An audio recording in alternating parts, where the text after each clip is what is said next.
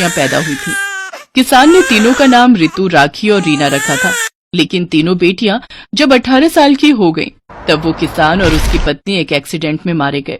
तीनों बेटियां अनाथ हो गईं। अब इस दुनिया में हमारा कोई नहीं है। पिताजी हमारे लिए कितनी मेहनत करते थे, अब हमें कौन खाना खिलाएगा, हम क्या करें। तीनों एक दूसरे को पकड़कर रोने लगे। फिर 2 दिनों के बाद ऋतु ने कहा, राखी, रीना, हमें शादी कर लेनी चाहिए, तभी हमें इस गरीबी से मुक्ति मिलेगी। लेकिन हमसे शादी करेगा कौन?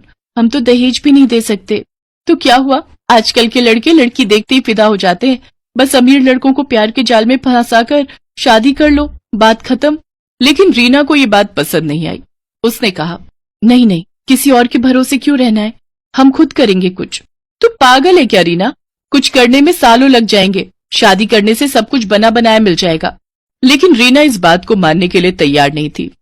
ऋतु और राखी अपने लिए लड़के ढूंढने लगे और रीना कॉलेज की पढ़ाई खत्म करने में लग गई। ऋतु और राखी ने कॉलेज छोड़ दिया। सोशल मीडिया के जरिए वो दोनों 2 अमीर लड़कों से मिले, सुहास और आकाश। दोनों एक ही अमीर बाप के बिगड़े हुए बेटे थे। ऋतु और राखी ने उन दोनों को अपने प्यार के जाल में फंसा लिया और कुछ ही दिनों के अंदर उन लोगों ने शादी भी कर ली। ससुराल जाने के बाद ऋतु और राखी के होश उड़ गए। अरे यार, कितना बड़ा घर है, कितने सारे फर्नीचर है, मैं तो हमेशा से यही सब चाहती थी। दीदी, यहाँ नौकर लोग भी हैं, हमें काम भी नहीं करना पड़ेगा। बहुत मजा आएगा यहाँ पर। अब पूरी जिंदगी आराम से बीत जाएगी। आपका आइडिया मस्त था दीदी। हाँ, मुझे पता है, वो रीना पागल है, अकेले उस गरीब खाने में पड़ी हुई है। रहने दो उसे, पूरी जिंदगी भर वो गरीब ही रहेगी।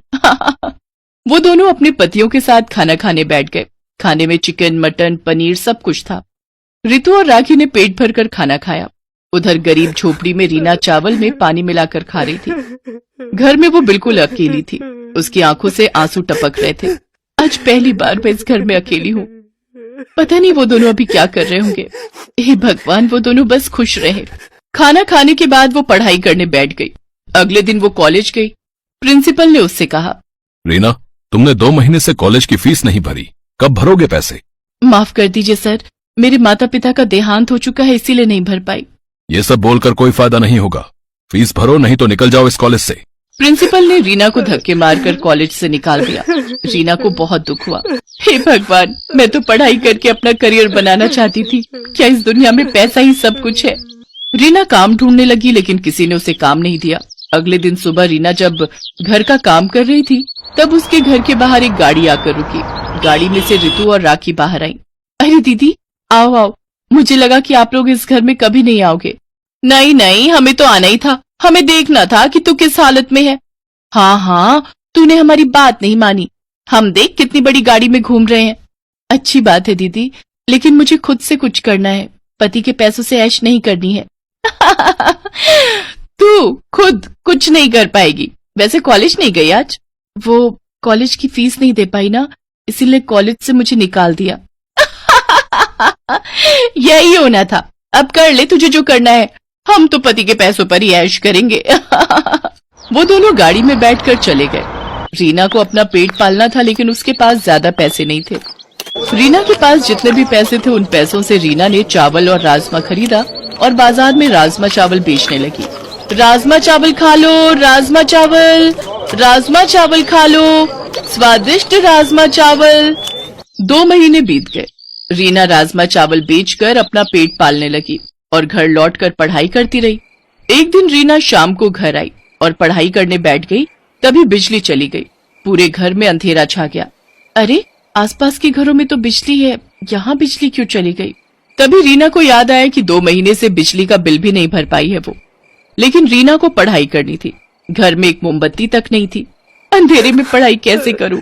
पढ़ाई नहीं करूंगी तो मुझे नौकरी भी नहीं मिलेगी। बहुत सोचने के बाद रीना को दुर्गा माँ की याद आई। गांव में दुर्गा माँ का एक मंदिर था।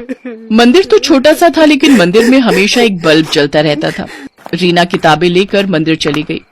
दुर्गा माँ की मूर्ति के सामने बैठकर बल्ब की रोशनी में वो पढ़ाई करने लगी और पढ़ाई करते करते रीना वहीं सो गई। सुबह उसकी नींद खुली तो उसने देखा मंदिर का पुजारी वहाँ बैठकर पूजा कर रहे हैं। पुजारी जी, आप कब आए? थोड़ी देर पहले आया हूँ बेटी, तुम सो रही थी, इसीलिए मैंने तुम्हें नहीं जगाया। लेकिन तुम यहाँ किताबें लेकर पढ़ाई क्यों कर रही हो बेटी? रीना ने उनसे सब कुछ कहा। पुजारी ने सब कुछ सुना और रीना से कहा, ठीक है बेटी, अब से तुम मंदिर में ही रहकर पढ़ सकती हो। यहाँ मैं तुम्हारे पढ़ने और खाने का इंतजाम कर दूंगा। तुम बस पढ़ाई करो और दुर्गा माँ को मन ही मन बुलाओ। दुर्गा माँ तुम्हें निराश नहीं करेंगी। रीना घर छोड़कर मंदिर में ही रहने लगी।